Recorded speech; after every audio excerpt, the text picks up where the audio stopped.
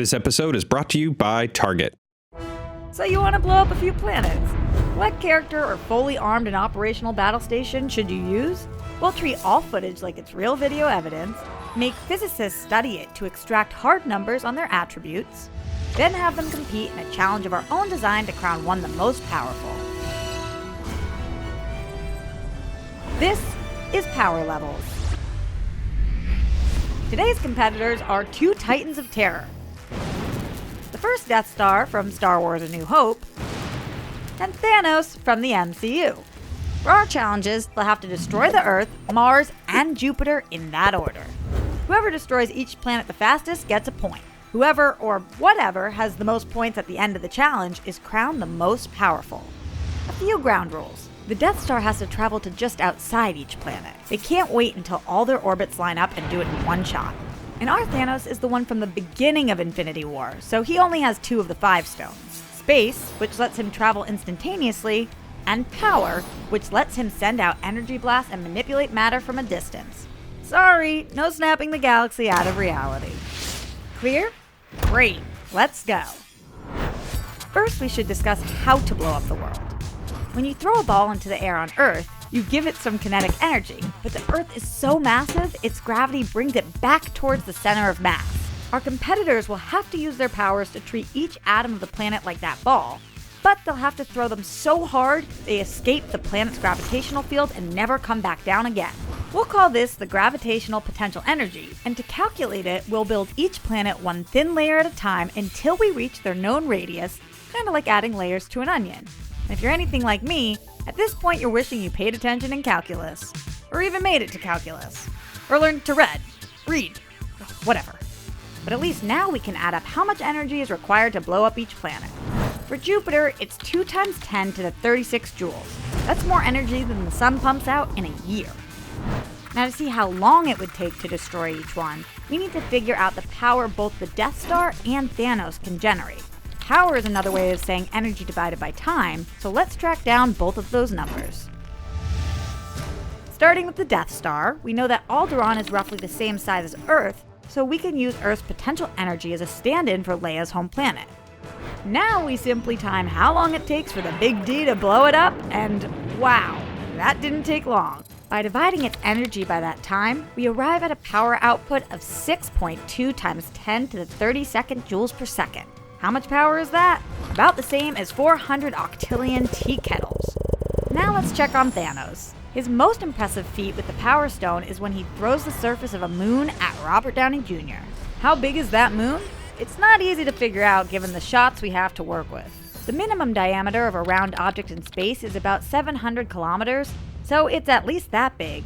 And the largest would be if we assume the moon was the same size as Titan, 5,100 kilometers across. Because he's like a total zaddy, we'll give him the benefit of the doubt and go with the bigger number.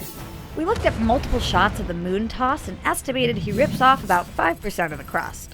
Now we can calculate how much mass that would actually be. Plug it into our equation for gravitational potential energy, divide that by time, and Thanos can deliver 8 times 10 to the 28th joules per second with the Power Stone. To put that in context, the energy released by the Power Stone in 1 second could power the world for 10 million years. And since Thanos never runs out of energy and has no harmful waste products, I think we just found the perfect light bulb. Although, wait, stop for a second. Does Thanos have waste products? Does Thanos poop? He's got a mouth and cooks food, so probably, but it's canon that Thanos absorbs cosmic rays for energy. Would he poop cosmic rays? These are my questions. If we assume all cosmic rays are protons, as most of them are, we could calculate how many protons would be absorbed by Thanos while he's standing on Earth, then see how long it would take to absorb a mass equivalent to the average poop of 0.1 kilograms. If we plug in the numbers, Thanos would go 200,000 years between bowel movements on Earth. Yikes, that is not healthy. But if he got hungry and floated right next to the sun, we'll assume the inverse square law and calculate he'd absorb a poop-sized mass in 1 nanosecond. He'd fill up with poop faster than you could snap your fingers. Okay, is that enough poop science? Yes? No? Okay, back to the show. With the Death Star and Thanos' energy output in hand, we can finally settle who's the more efficient genocidal maniac. Starting at Earth, the Death Star would destroy us all in 0.3 seconds, just like Alderaan, while Thanos would take a comparatively slow 44 minutes to tear the blue ball apart, giving the big ball 1 point while the big bald gets 0. Now it's on to Mars for the next point, and here's where things get interesting. The time of year can change these numbers, but it would take an average of 4 minutes at light speed for the Death Star to get from Earth to Mars, while Thanos gets there in the snap of a finger. Thanos takes a Jared Leto-esque 60 seconds to blow up Mars, while the Death Star takes 10 milliseconds. But when you add in the travel time, Thanos finished the job first and takes the point for the red planet. We're all tied up. Finally, it's Jupiter's turn. It takes the Death Star an average of 30 minutes at light speed to arrive, to Thanos' 0. Will that be enough of a head start for Thanos to win the deciding challenge?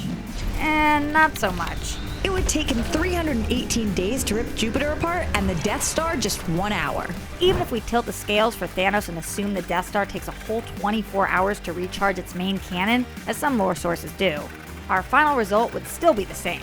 The Death Star gets the final point and the lead, crowning it our most powerful.